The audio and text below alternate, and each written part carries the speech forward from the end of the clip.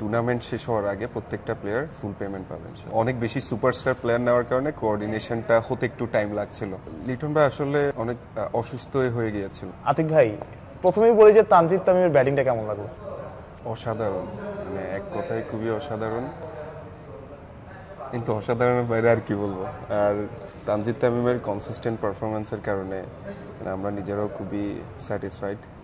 আর আপনি হয়তো মাঠে দেখেছেন, ওর সাথে গিয়ে দেখা সাক্ষাৎ করছি, ইভেন এখনও এয়ারপোর্টে আছে, এখনও কথাবার্তা চলছে অনেক কিছু বিষয় নিয়ে, যাতে উনাকে উনি যেরকম মাঠে আমাদেরকে খুশি করছে, আমরাও যাতে মাঠের বাইরে থেকে উনাকে যথেষ্ট পরিমাণ খুশি করতে পারি। তার মানে কোনো বোনাস কি দেওয়া হয়েছে কিনা?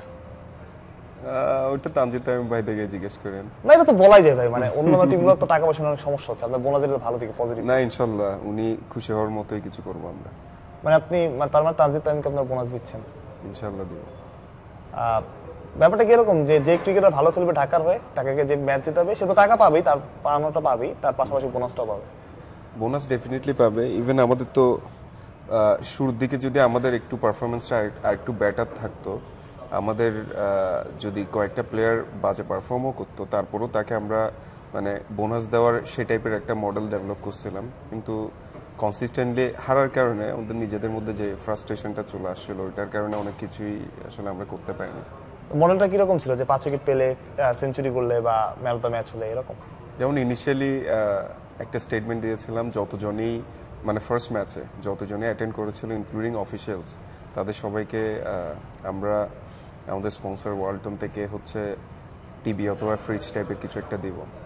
তো বেশ কয়েকজন প্লেয়ার নক দিয়েছে যে এখনো দিইনি কেন, কিন্তু আমরা প্রত্যেককেই পৌঁছে দিব আর কি। ভাই, পেমেন্ট ইস্যু নিয়ে তো টিমগুলোর মধ্যে অনেক রকম সমস্যা হচ্ছে। আসলে আমরা শুনেছি যে ঢাকা 50% পেমেন্ট অলরেডি দিয়ে দিয়েছে। তো আসলে পেমেন্ট আপনারা কি মানে নিয়ম অনুযায়ী পুরোটা ক্লিয়ার করবেন বা সবাই কি পেয়েছে ব্যাপার? ওয়েল, পেমেন্টের এটা আমি এভাবেই বলি, ইভেন টুর্নামেন্ট শুরু হওয়ার আগে আমি কোনো এক সময় বলেছিলাম যে আমরা বিভিন্ন আপনার ক্যাটাগরিতে হচ্ছে বেঞ্চমার্ক সেট করব। তো একটা বেঞ্চমার্ক এমন ছিল, লেটসে আপনার সাধারণত টুর্নামেন্টের পর 1 মান্থ অথবা 6 মান্থের মধ্যে রেস্ট 25% দেওয়ার একটা বিষয় থাকে। বিসিবি হয়তো এখন কিছুটা চেঞ্জ এনেছে, সেটা হচ্ছে আপনার টুর্নামেন্ট শেষ হওয়ার 1 মাসের মধ্যে বাকি 25% যেটা থাকে সেটা দিবে। তো আমাদের প্ল্যানই আছে এমন যে টুর্নামেন্ট শেষ হওয়ার আগে প্রত্যেকটা প্লেয়ার ফুল পেমেন্ট পাবে ইনশাআল্লাহ। আমরা শুনছিলাম যে ঢাকা ক্যাপিটালস পরের আসরে অনেকে বলছিল যে ঢাকা ক্যাপিটালস আমাদের টিম, যে এই টিমটা আসলে পরের আসরেও পার্টিসিপেট করবে। আপনার প্ল্যানিংও কি সেরকম কিনা? ডেফিনেটলি আমাদের লং টার্ম গোল আছে বলেই হচ্ছে আমরা দুইটা বড় কোম্পানি মার্চ করে ঢাকা টিমটা নিয়েছি। আমাদের লং টার্ম অনেক গোল আছে। ইভেন ইনিশিয়াল ইন্টারভিউতে যখন বিসিবিতে আমরা ইন্টারভিউ দিয়েছি, তখন বেশ কিছু লং টার্ম গোল সেট করেছিলাম। সেই পয়েন্টগুলো আমরা একটা একটা বাস্তবায়ন করব। আরেকটা খবর আমরা শুনছিলাম যে এটা নারী বিপিএল হওয়ার কথা, সেখানে ঢাকার পার্টিসিপেট করা একটা গুঞ্জন শোনা যাচ্ছে। এটা ম্যানেজমেন্টের ডিসিশন। বিসিবি আমাদের কাছে অ্যাপ্রোচ করেছিল, আমাদের পেমেন্ট মডেল সব কিছু দেখে ওনারা স্যাটিসফাইড বলে হয়তো অ্যাপ্রোচ করেছিল। আমাদের ম্যানেজমেন্ট থেকে হয়তো পজিটিভ কোনো কিছু আসতে পারে। মানে রংপুর আর বরিশালের কথা শুনছেন, তার পাশাপাশি ঢাকাও হয়তো পার্টিসিপেট করবে? হ্যাঁ, ম্যানেজমেন্টের ইন্টারেস্ট আছে। শাকিব খানকে নিয়ে তো ঢাকার অনেক বড় নাম, ঢাকা ক্যাপিটালস। আমার মনে হয় যে ঢাকা ক্যাপিটালস টিমের ক্রিকেটারদের পাশাপাশি শাকিব খান অনেক বড় তারকা। আসলে এই জয়ের পর, হয়তো হারার কারণে মন খারাপ ছিল, জয়ের পর কিছু বলেছে কিনা বা কথাবার্তা হয়েছে কিনা? জয় হওয়ার সাথে সাথে তো উনি স্ট্যাটাস দিয়ে দিয়েছে। তো উনি শারীরিকভাবে হয়তো উপস্থিত হতে পারছেন না, যেহেতু উনি দেশের বাইরে আছেন।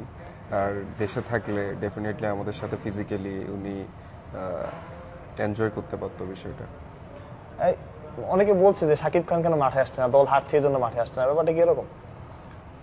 ব্যাপারটা এরকম না, উনি দেশের বাইরে শুটিংয়ে ব্যস্ত আছেন, এই কারণেই। আর উনি দেশে থাকলে অবশ্যই মাঠে আসবেন। পরের যদি কোয়ালিফাই করে আসলে ঢাকা ক্যাপিটালস, তাহলে কি শাকিব খানকে মাঠে দেখা যাবে? কোয়ালিফাই হওয়ার আগেও দেখতে পারেন।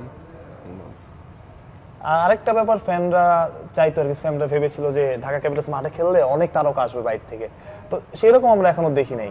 এটা আসলে কবে নাগাদ দেখা যেতে পারে? বা সবকিছু ডিপেন্ড করছে আসলে আমাদের মাঠের পারফরমেন্সের উপর। কারণ মাঠের পারফরমেন্সের আগে আমরা অলরেডি পারফরমেন্স দেখিয়ে সবচেয়ে টপ পজিশনে ছিলাম সোশ্যাল নেটওয়ার্কসগুলোতে। আমাদের যেহেতু মাঠের পারফরমেন্সে কিছুটা আমি এটা দুর্বলতা বলবো না, আমাদের প্লেয়ারদের কোঅর্ডিনেশনের মধ্যে যে মানে সিঙ্ক যেটা ছিল না সেটাই বলবো। তো এখন দেখতে পাচ্ছেন অলরেডি আমাদের প্রত্যেকটা প্লেয়ারই বেশ ভালো পারফর্ম করছে। তো কোনো এক জায়গায় বলেছিলাম হয়তো অনেক বেশি সুপারস্টার প্লেয়ার নেওয়ার কারণে কোঅর্ডিনেশনটা হতে একটু টাইম লাগছিল।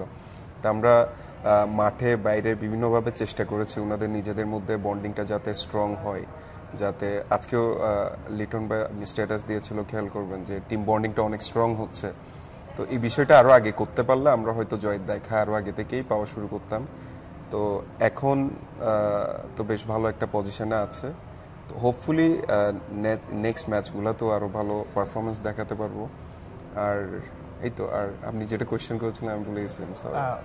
লিটন দাসের কথা বলছিলেন, লিটন দাস খুব একটা হার্ড টাইমের মধ্যে দিয়ে গেছে, প্রথম 3টা ম্যাচ তার ভালো যায়নি, তারপর আপনারা তাকে সুযোগ দিয়েছেন এবং লিটন দাস আলটিমেটলি আপনাকে ওই রেজাল্টটা দিয়েছে যে পারফর্ম করে। একটা ভিডিও হয়তো আপনারা দেখেছেন, আপনাদের পেজ থেকে ওটা পোস্ট করা হয়েছে, লিটনদের পাশে আপনারা আছেন। ওই সময়টা লিটনের জন্য কতটা কঠিন ছিল, আর এখন লিটনের সাথে আপনাদের কি ধরনের কথাবার্তা হয়? লিটন ভাই আসলে বলা যায় উনি অনেক অসুস্থই হয়ে গিয়েছিল। গতকালও যখন ওনার সাথে আমি কথা বলছিলাম বেশ শারীরিকভাবে উনি দুর্বল ছিল।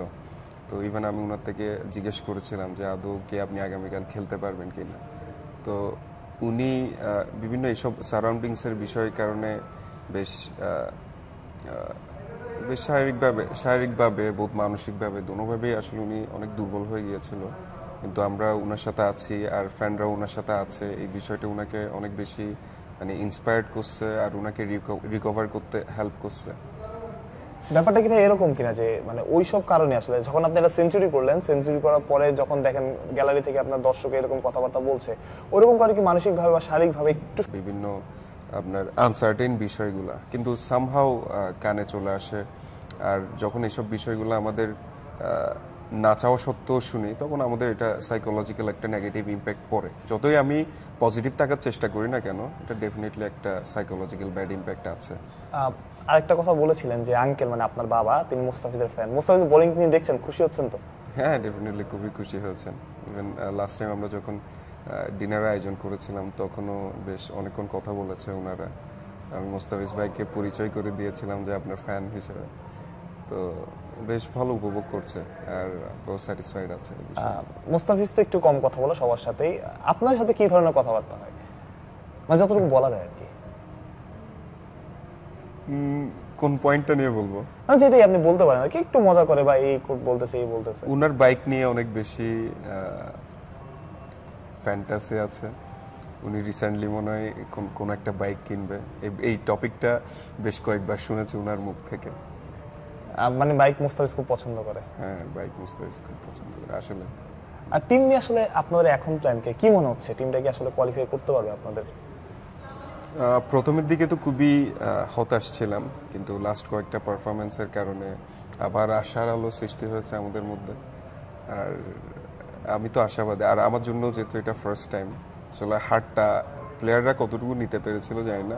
আমি নিজে অনেক বেশি ডাউন ছিলাম, কিন্তু আলহামদুলিল্লাহ আজকে, বিশেষ করে আজকে জয়টার পর অনেক বেশি নিজেকে উৎফুল্ল মনে হচ্ছে।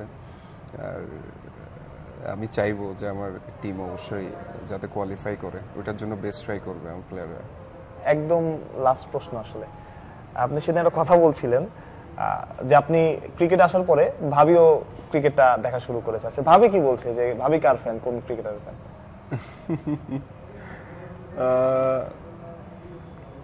আমার আর রোড সিমিলার, সবার ফ্যান আমরা। একজন ক্রিকেটার মানে কাকে ভালো লাগে বেশি, কার কথা বলে যে? এটা বিপিএল এর পর বলতে পারবো। থ্যাংক ইউ সো মাচ ভাই।